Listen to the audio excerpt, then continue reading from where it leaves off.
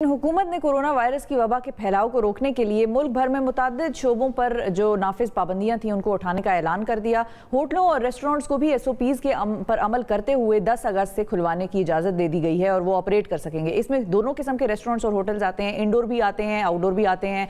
Dine in भी आप कर सकते हैं, यानी कि आप वहाँ पर बैठ कर भी खाना खा सकते हैं, और टेक अवेज तो पहले ही चल रहे थे।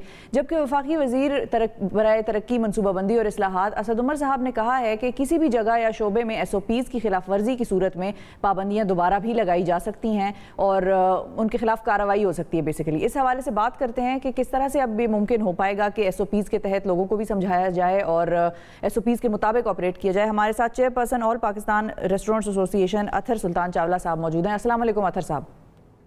जी वालेकुम। अतर साहब, ये बताइए कि हुकूमत ने अब इजाज़त तो दे दी है 10 अगस्त से रेस्टोरेंट्स और होटल्स वगैरह के ऑपरेशनल हो जाने की। इंडोर भी होते हैं, उसमें आउटडोर भी आ रहे हैं, डाइन इन की भी इजाज़त दे दी गई है, वहाँ बैठकर भी लोग खा सकते हैं। आपके ख्याल में अब ये फैसला दुरुस्त है या थोड़ा अरसा पहले हो जाना चाहिए था? बिस्मिल्लाहिर्रहमानिर्रहीम। देखें, अगर मैं रेस्टोरेंट्स के हवाले से बात करूँ तो मेरा अपना ख्याल और हमारी एसोसिएशन का ख्याल ये है कि इसको काफ़ी अरसे पहले हो जाना चाहिए था। और अगर इसमें पहले इस तरह नहीं भी होता कि पूरे एक साथ खोल दिए जाते तो कम से कम फेज वाइज तो आज से 2 महीने पहले शुरू हो जाना चाहिए था, जब मॉल्स खोल दिए गए थे। क्योंकि मॉल्स में अगर आपके इल्म में हो तो हर चीज़ अलाउ है और टेक अवे खाना भी अलाउ है, लेकिन सामने बैठ के खाना अलाउ नहीं है। जबकि मॉल एक ऐसी जगह है जो सबसे ज़्यादा SOPs फॉलो कर भी रही है और वहाँ पे मॉल्स में SOPs फॉलो कराना आसान भी है। ये बात हमने कई दफ़ा कई कॉरिडोर्स में, गवर्नमेंट कॉरिडोर्स में रखी भी, लेकिन समहाउ हम वो बात नहीं कर पाए। लेकिन जैसे कहते हैं देर आए तो उनका उस वक्त क्या मौक़िफ़ होता था अतर साहब? मतलब हुकूमत से जब आप लोग ये कहते थे तो फिर उस वक्त उनका क्या होता था मौक़िफ़ के क्यों अभी आप लोगों की इंडस्ट्री को डिले किया जा रहा है? बाकी तो काफ़ी चीज़ें काफ़ी हद तक खुल गई थी। अलमिया यही है कि मौक़िफ़ ही नहीं कभी बताया गया कि क्या है। हमने कई दफ़ा ये भी बात की कि आप कम से कम हमें एक दफ़ा यही बता दीजिए कि चले आप नहीं खोलते तो एक डेडलाइन तो दे दीजिए कि हम कब खोलेंगे। अच्छा, तो उस वक्त कोई डेडलाइन भी नहीं थी, तो जिसकी वजह से देखें जब कोई डिसीजन मेकिंग में पता ही नहीं होता कि कब हो रहा है तो उसका नुकसान उससे ज़्यादा होता है जो पता होने के बाद होता है। अगर ये पता पहले हो कि आपकी तकरीबन 15 अगस्त या 20 अगस्त या 1 अगस्त से पहले नहीं खुलेगा, अगर ये भी पता हो तो कम से कम आप प्लान हर चीज़ उस लिहाज से कर ली जाती है। जब प्लानिंग ही का ना पता हो तो उसमें नुकसान बहुत ज़्यादा हो जाता है, जो कि हुआ। अब नुकसान की अगर बात कर रहे हैं हम तो नुकसान के हवाले से ही मैं आपसे पूछना भी चाहूँगी कि नुकसान किस किस तरह से हमारी इस इंडस्ट्री को हुआ है और जो लोग बेरोज़गार हुए हैं, अगर वो बेरोज़गारियाँ भी आप हमसे शेयर कर सकें कि आपके अंदाजे के मुताबिक कितने लोग हैं इस वक्त जो इस इंडस्ट्री से बेरोज़गार हो चुके हैं? इस इंडस्ट्री की बंद होने की वजह से 2-3 तरीके से नुकसान हुए। अच्छा। एक तो डायरेक्ट नुकसान हुआ जो कि रेस्टोरेंट इंडस्ट्री के बंद होने से हुआ, जो कि लेबर तक कम से कम 20-22 लाख लोग इस इंडस्ट्री से वाबस्ता हैं, जिसका मतलब 20-22 लाख घराने इस इंडस्ट्री से वाबस्ता हैं। तो एक अंदाजे के मुताबिक कम से कम भी 10 से 12 लाख लोग अपने घर पे बैठ चुके हैं ऑलरेडी। चूंकि डाइन इन बंद था और डिलीवरी में जिसका मैक्सिमम 20-25% का काम हो रहा होगा, तो आप समझ सकते हैं कि कम मैक्सिमम 8-10 लाख लोग इसमें काम कर रहे होंगे। एक अंदाजे के मुताबिक कम से कम 1 लाख में से 20,000 तो ऑलरेडी बंद हो चुके हैं रेस्टोरेंट्स, और अब कितने खुल ही नहीं पाएंगे वो तो जब पता चलेगा, जब 10 तारीख का सूरज आएगा कि कितने लोग अब खुल पाते हैं, खुल ही नहीं पाते। अच्छा, ये इंडस्ट्री तकरीबन कोई पाकिस्तान की दूसरी बड़ी इंडस्ट्री में आती है और इसमें 98% इसकी जो रॉ मटेरियल है वो आप लोकल इंडस्ट्री से इस्तेमाल करते हैं, यानी कि दूध, सब्जी, चावल, गेहूं, तेल, ये तमाम वो चीजें। तो अगर आपने देखा हो आज से 3 महीने पहले के पोल्ट्री के चूजे तमाम मीडिया पे चले कि चूजे जो है वो बिल्कुल जो है वो कुएं में डाले जा रहे थे। उसकी वजह यही थी क्योंकि ये एक इतनी बड़ी इंडस्ट्री है, जब केटरिंग भी बंद है और आपकी रेस्टोरेंट इंडस्ट्री भी बंद है तो इसने पूरी पोल्ट्री इंडस्ट्री बिठा दी। और जब पहले 2 रुपए का चूजा नहीं बिक रहा था, 90 रुपए किलो मुर्गी नहीं बिक रही थी, और फिर ऐसा वक्त भी हमने देखा कि 300 रुपए किलो पे जो है वो मुर्गी चली गई क्योंकि वो शॉर्टेज हो गई थी। अब जाके कोई वापस बेहतरी आई है। तो इस इंडस्ट्री ने कई सारी इंडस्ट्रीज को बिठाया है। और ये बात समझने की थी कि ये वाहिद इंडस्ट्री है जो सबसे ज्यादा लोकल इंडस्ट्री को और लोकल आपकी अपनी मईशत को बहुत तेजी से मईशत का पहिया घुमा।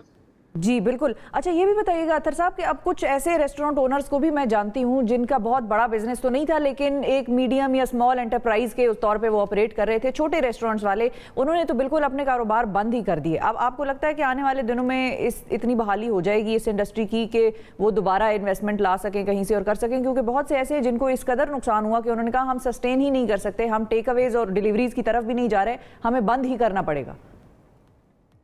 मैंने आपसे यही फरमाया कि कम से कम 20% यानी कि 20,000 रेस्टोरेंट तो बंद हो चुके हैं। बहुत सारे ऐसे हैं जो हमें पता ही नहीं है कि वो बंद हुए हैं या नहीं हुए, क्योंकि जब खुलेंगे तो पता चलेगा कि ये तो खुले ही नहीं। तो एक गुमान ये है कि 10-15 हज़ार और बंद हो जाएंगे। आपने इन्वेस्टमेंट की बात की, तो अलमिया ये है कि आज तक 4.5 महीने गुजर गए, एक रिलीफ भी इस इंडस्ट्री को नहीं मिला गवर्नमेंट की तरफ से।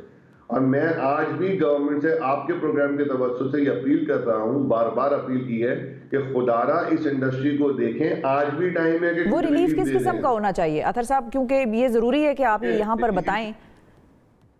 रिलीफ जो है वो हमने कोई बहुत ज्यादा कभी भी डिमांड नहीं करी। हम कहते हैं आपने रिलीफ दिया अपना यूटिलिटीज में, बिजली के बिलों में इंडस्ट्री को 70% का, बिल्कुल 3-3 महीने की डेफर्ड पेमेंट्स कर दी, और 5 किलोवाट तक का दिया कमर्शियल को। हम इंडस्ट्री में अलमिया ये है कि हम इतनी बड़ी इंडस्ट्री है लेकिन आज तक इंडस्ट्री का दर्जा मिला नहीं, तो हमें 70 किलोवाट तक का तो कोई बेनिफिट हुआ नहीं। और एक एसी भी जिस रेस्टोरेंट में लगा हुआ उसका कम से कम भी वो 8 से 10 kVA पे चला जाता है, तो हमारा नॉर्मल रेस्टोरेंट 50 से 60 kVA के दरमियान का लोड इस्तेमाल करता है। हमें यूटिलिटीज में आप रिलीफ दें। सबसे बढ़ के टर्नओवर टैक्स जो कि सेल्स पे सिर्फ सेल की बुनियाद पे लगता है, तो जब 4.5 महीने सेल ही नहीं हुई, तो पिछले 8 महीने का अगर आपने टर्नओवर टैक्स 30 जून के बाद ले लिया तो कोई रेस्टोरेंट या कोई ओनर देने के काबिल नहीं होगा। इसी तरह सेल्स टैक्स एक बहुत बड़ी चीज है जो हम अपने कस्टमर से तो चार्ज करते हैं, लेकिन इस दौर में जब हर आदमी ही इससे इतना इफेक्ट हुआ है, तो हर आदमी का स्पेंडिंग पावर भी इफेक्ट हुआ है, तो अगर सेल्स टैक्स कम कर दिया जाएगा या माइनस कर दिया जाएगा तो हमारे खरीद आसान हो जाएगी, कुव्वत खरीद में भी इजाफा होगा। अच्छा अतर साहब क्विकली एक और चीज भी, हमें 1 अरब रुपए का जो है वो कोई एक पैकेज दे दें। ठीक है। अच्छा क्विकली एक और चीज़ जो बड़ी ख़ास है, अब लोग जाहिर है रेस्टोरेंट्स का रुख करेंगे, लोग घरों से बाहर निकलेंगे, फैमिलीज भी आएंगी, फाइनल एसओपीज रेस्टोरेंट्स को ऑपरेट करने के हवाले से क्या तय पाए हैं?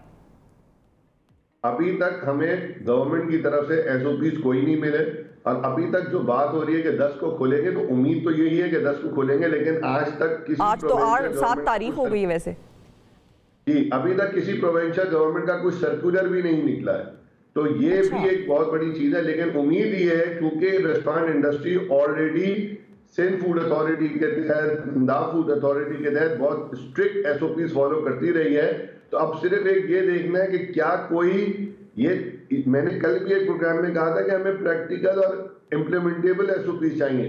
ये ना हो कि आपने खोल तो दिया लेकिन आसमान से गिरा और खजूर में अटका, और आपने बोला जी सिर्फ 30% कैपेसिटी में या 50% या 40% कैपेसिटी में आप खोलेंगे।